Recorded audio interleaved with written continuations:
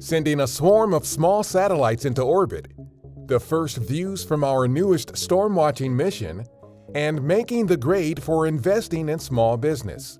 A few of the stories to tell you about this week at NASA.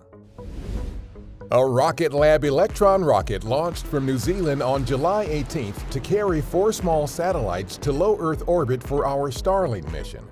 The cereal box-sized spacecraft will work together as a swarm to see if they can maneuver, communicate, and make decisions on their own without real-time updates from ground controllers. The mission could help to advance self-coordinating robotic swarms for future science and exploration missions to the Moon, Mars, and deep space. Our storm-observing tropics satellites recently collected the mission's first views of hurricanes. Late last month, the mission captured imagery data of the first named storms of the Eastern Pacific hurricane season.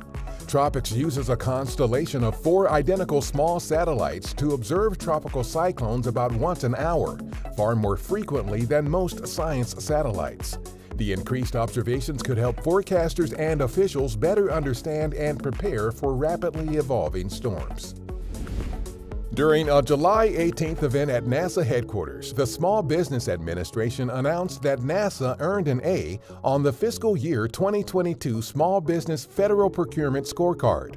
The scorecard looks at how federal agencies rank on meeting their small business goals. NASA has directly invested $3.6 billion in over 1,700 small businesses across the country, creating good-paying jobs and opportunities for Americans in all 50 states.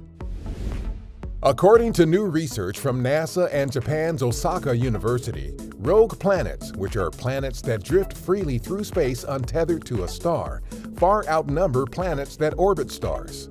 With so many rogue planets out there, researchers believe that our Nancy Grace Roman Space Telescope could find about 400 rogue planets similar in mass to Earth after the telescope launches in 2027. That's what's up this week at NASA. For more on these and other stories, follow us on the web at nasa.gov/twan.